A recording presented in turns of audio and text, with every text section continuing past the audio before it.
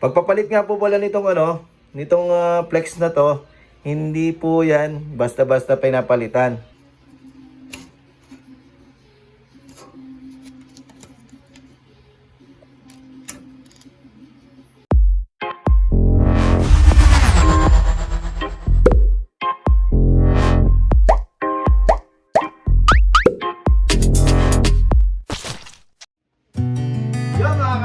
Welcome po sa aming munting channel at ito po yung aming printing channel. Okay, for today's video po, ang aming pong ipapakita sa inyo ay magpapalit po kami ng strip tuloy, ng flex cable. Ito po yung sa DX11 ahead. Dito po sa ating large format na printer. Disclaimer muna po tayo mga kahagod, hindi po kami mga professional. Ito pong aming mga pinagsasabi dito at pinaggagawa ay batay din lamang po sa aming karanasan. Experience kumbaga. Kaya kung kayo po ay merong matututunan, ipagpasalamat na lang po natin. Kung wala naman, ay sorry na lang po. Okay? Okay mga kakad, pasensya na kayo at wala po akong magandang audio. Sana naintindihan nyo ang aking mga sasabihin mga kakagad. Bali, bakit nga ba tayo magpapalit ng flex? Sige po, kwento ko sa inyo, hindi ko lang po na-videohan. Ganito po ang nangyari. Bali, nagpiprint po ako ng dito po sa aking PC. Nagpiprint po ako ng tarpaulin nung una. Nagpiprint pa siya. Tapos nung pahapon na, isa na lang po yung aking piprint. Ayaw na pong tanggapin. Kumbaga hindi na po siya nagko-connecta dito po sa aking printer. Yung pong yung yung aking PC. Okay, ganun po yung pangyayari. Tapos ang nangyari, ang ginawa ko po, nirestart ko po yung computer. Tapos ito, pinatay ko po muna yung tarpaulin. Tapos binuhay ko po muna ulit, inon ko rin po itong computer. Tapos nung piniprint ko pa rin po, wala pa rin nangyari. Tapos ang ginawa ko na lang, i-release na lang po yung kuryente. Yung pagre-release, parang i-reboot yung kuryente na galing po sa head. Ang ginagawa po doon mga kahagod, papakita ko sa inyo mamaya, yung tatanggalin po dito sa ito po yun, yung adapter. Ang gagawin, tatanggalin po yung yan po, tinatanggal po yan. Tatanggalin po yung pinaka-flex. Tapos, pagtanggal po ng flex dito po sa head, pagtanggal ko po, siguro mga 5 minutes, tapos saka ko ibinalik. Nung binalik ko po, nung nag-nozzle check po ako, wala na po lumabas na ink. Okay? Nung wala po lumabas na ink, ang ginawa ko, paulit-ulit, inayos-ayos ko po yung yung flex. Ito po yung lumang flex. Pakita ko sa inyo yung luma. Yung Apple pala, yung bago. Ito po yung luma. Ginawa ko po, pinutol-putol ko yan. Yan po, pinutol-putol ko. At baka sakaling maayos. Ang nangyari naman, nagbubuga siya ng ink. Nagbubuga siya, pero hindi siya maayos. Mamaya papakita ko sa inyo kung anong itsura ng pagkakabuga po ng ink. Okay? Pasensya na ako kayo, wala tayong audio ha. Sana po na naririnig nyo na maayos yung aking mga sinasabi. Okay? Sige po, papakita ko sa inyo po dito po sa printer. Okay?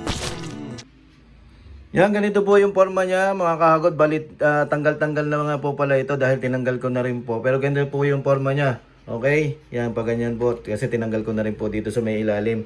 Dito po yan, ito po yung head. Dito po yung sa kabila. Tapos dito po meron po yung left and right. Dito po yung right. Ito po, nasa ilalim. Tapos yung pinaka-left, ito po. Okay, nakalagay naman po dito sa ating ito po yung pinakita ko kanina. Ito pong adapter. Ito po yan. Okay. Pagpapalit nga po pala nitong flex na to, hindi po yan basta-basta pinapalitan. Okay? Kailangan, kung halimbawa magdi-DIY po tayo ng pagpapalit po ng flex, kailangan po, kung paano po natin tinanggal, kung nakikita niyo naman po itong markang yan, ayan yung mga label na yan, ganyan na rin po, kasi pakita ko sa inyo ha, wait lang. Ito po yon, ito po yung bago. Yan. Okay, ayan po yung bagong flex. Nakikita niyo po yung label na yan. Pagkakabit po niyan, kailangan parehas po na nakaganito. Sana nakikita. Yan, nakaayon po. Nakaayon yung yung pangalan, hindi pwede magkabaligtad. Hindi pwedeng pabaligtad na ganyan. Hindi po siya gagana. Okay? Kailangan nakaganyan po siya. Yan, nakaganyan. Okay? Yan, pag ganyan po yung lagay niya. Kung halimbawa, dito po yung head niya. Ayan, dyan po yung head. Tapos ito po yung ano, ito po yung sa right, ito po yung sa left. Tapos narito po yung head. Yan, ganyan po yung pagkakalagay. Yan, ganun po. Okay. Tapos ito po yung ano, pakita ko sa inyo ito mga kahagod. Yan. Ito po yung mga ano niya, mga nozzle. Ganito po ang nangyari sa nozzle niya. Okay. At saka diskumpiyado rin po ako dito sa ano, sa adapter. Hindi ko alam, baka sira din yung adapter, hindi ko po ano. Basta, isa ngayon po, flex pa lang yung aking papalitan. Ang bili ko nga po pala dito sa flex na to ay 200 po ang isa. Bali 400, ang dami pong nagbebenta nito. Meron pong 400 ang isa, meron pong 800, meron pong 18. 18 po yung pinakamataas. Pinakamababa po yung nabilhan ko, 200 lang. Okay, sana maayos to. Sana naman para magamit na. Okay. Okay mga kahagod yan, tinanggal ko na nga po pala yung ano. At saka ito nga po pala sa head. Naku, hindi makakita yung sa head. Sige, ito na lang po muna yung damper. Damper, tanggalin po natin yung damper. Ito po yan, yung kulay puti. Tapos syempre, ihanda po natin yung ating tissue. Maganda, ite-tape po natin pag sama-samahin natin. Okay? Kasi pagka po meron pong bula yan, magtutuloan po yan. Pero pagka wala naman bula, hindi naman siya natulo. Tsaka para alam din natin yung pagkakalagay natin ng ano, ng ating, ang tawag dito, yung damper. Baka magkabali-baligtad pa. Yung katulad no, may tumulo oh. Tsaka delikado pagka yung ano, pagka yung head naman ang nasira. Pero sa tingin ko hindi pa naman yung head. Pero at sa totoo lang yung aking head halos mag-iisang taon na po sa February. Dumaan na po yung ano, yung eleksyon. Okay? Mag-iisang taon na siya. Sulit na rin naman. Baka maayos pa. Flex lang din. Okay, tapos tape ko. Tape ko muna siya. Naku, yung kulay yellow, ayan oh, may bula nga talaga yung yellow. Okay, bali ito nga po pala si YMK na lamang. Wala na siyang light cyan, light magenta. Magtutuluan to. Baka mabasa pa yung pinaka ano sa head. Baka mabasa. Okay, tabihan na naman muna natin. Yan sa tabihan muna. Tapos ito po yung may screw dito. Bali apat na screwhan. Ibaba po natin ng konti itong ano, ito pong sa cupping. Okay? Naman pwede naman to ng manual. Yan, nakababa po. Ayan o. Binabawa ko po ng konti para madali po siyang tanggalin. Apat po yung screw. Sana maayos to. Para ano, ako yun ang problema. Bakit hindi ito kasya dito? Hindi ko maibalik na maayos. Mukhang kailangan niya ng mas ano mas mahaba. Kailangan niya ng mahaba. Kailangan pala bilisan ito. Baka matuyuan. Yun. Okay. Tignan natin yung ilalim. Ngayon ko pa lang siya tatanggalin. First time. Okay, hindi naman na ano yung ano. Hindi na babasa. Tanggalin ko tong mga ano. Mga dumi-dumi niya sa tabihan. Ito po yan mga kahagad. Hindi pala nalinis tong tabihan. Buti na lang. Nakita ko. Tapos, buti hindi naman na ano yung ano. Yan, dito po yan yung dito po yung flex. Dito po yan. Ayan o. Sa kabilaanan. Left and right. Okay. Balik ko muna po at kuhanin ko yung ano. Yung flex.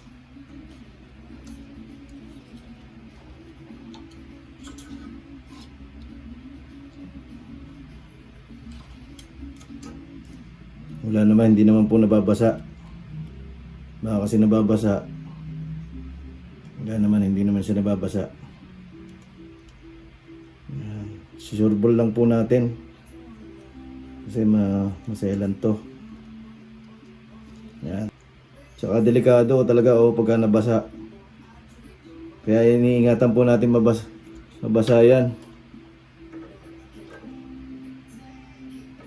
Kasi itong isa, katulad ng sinabi ko, kailangan hindi sila magkabaligtad.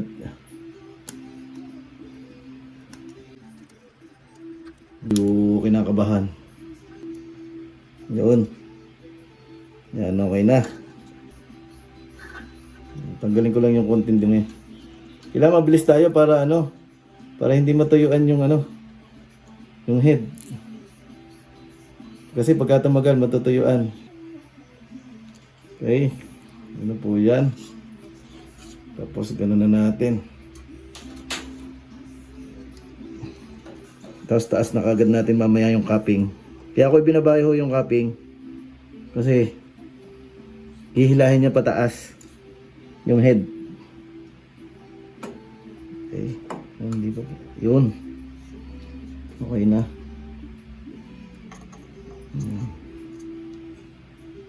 May check ko po muna yan mamaya kung tama yung ano. Kung saktong-sakto yung kanyang pagkakalagay.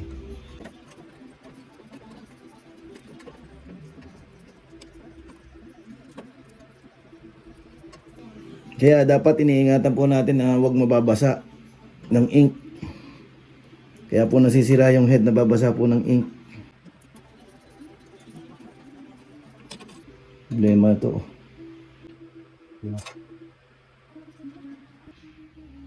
Ito pala mahaba.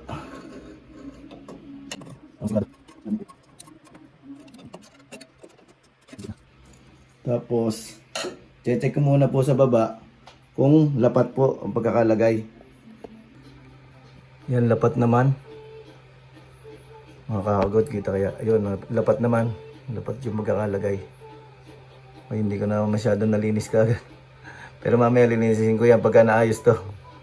Basta naayos to, lilinisin ko yan. Okay. Okay, yan. Balik natin yung damper. Ingatan po natin mabasa yung ano, yung flex, kalalagay lang.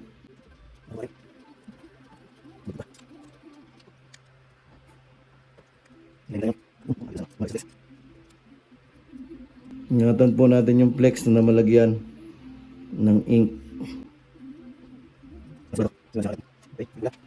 Okay, tapos ngayon, doon naman po sa ibabaw. Okay, ito po yung ano, yung right. Yung right po nasa ilalim, tika.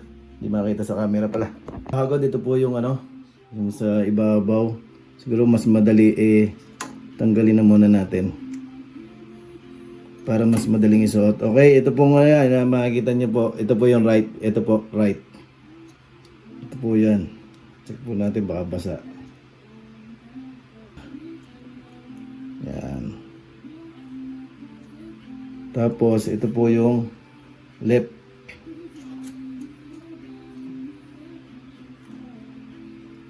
Okay, yan po yung left.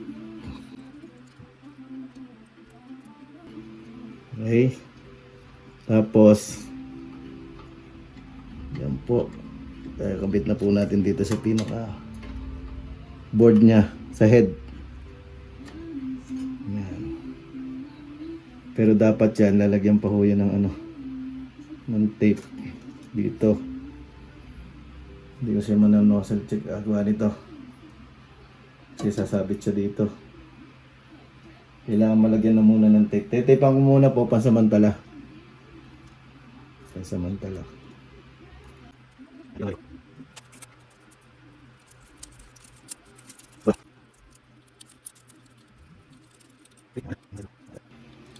Okay. Woo! Kinakabahan pa. Medyo kinakabahan. Okay mga kahagot, medyo kinakabahan pa. Buksan na natin. Oh, ano kaya yun? Parang may tumunog na kakaiba ah. Sana naman maging okay ka na. Yan, okay naman. Sa ngayon po, okay naman. Ngayon po, magki-cleaning muna po ako. Cleaning muna. Okay? Cleaning muna tayo.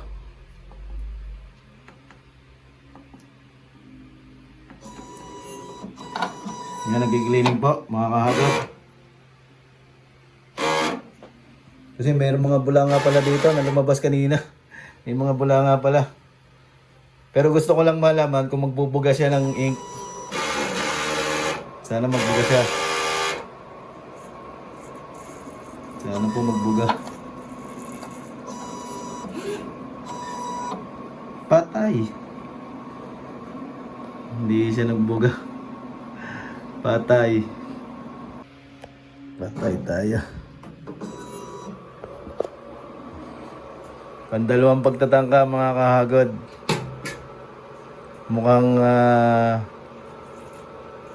Mukhang hindi magtatagumpay. Pero i-upload ko to. Kahit hindi ako nagtagumpay ngayon. I-upload ko to. Manual pump muna ako.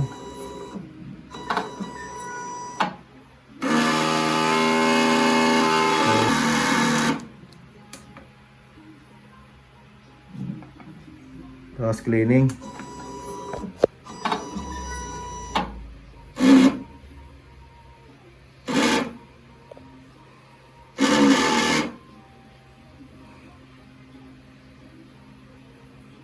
Elastic ang nangyari sa buhay niya. DIY flex pa. Yun! Tumunog siya ng maayos. Mga kagad, mukhang magiging okay yata. Kasi kanina hindi siya tumutunog. Ngayon tumunog na siya.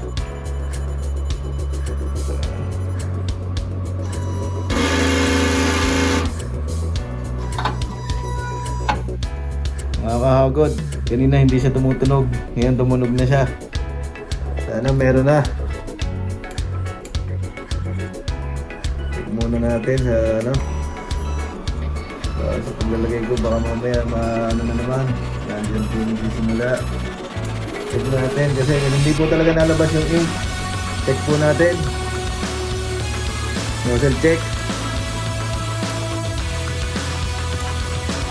Nozzle test natin. Yun, lumabas na mga agad. Lumabas na po yung ink. Kaso baka mamaya pagka nagalaw-galaw ko siya. Kasi aayusin ko pa ito. Yan, aayusin ko pa. Pero at least alam ko na kasi wala talagang ganito. Nung inaayos ko po, wala po talaga yan. Pero ngayon okay na. Ito, ganyan po yan nangyari po talaga. Sadyang flex talaga. Tapos dito medyo maluwag talaga yung ano. Maluwag po yung adapter. Ito pong adapter, yung pong nasa ibabaw na yan. Medyo maluwag. Kailangan talagang idiin. Kaya kailangan maayos yung pagkakalagay ko nito. Dapat kasi meron akong cable tire, wala ako ngayon. Pero subukan ko po mag-print kahit maliit lang para makita na nag-connecta yung dalawa po, yung PC at saka po ito po tarpaulin. Tarpaulin printer. Okay? Check natin. Yung mga kahagod, ito ni-reinstall na lang po. Reinstall po ng main top. Ni-reinstall na lang, tapos nag-try po ako kanina. Ayan, nag-connecta na po siya. Hindi ko lang napakita sa camera, pero yun po, masyado siya malaki. Pero ngayon, mate-try na po, mate-testing na. Ni-reinstall ko po kanina. Print natin.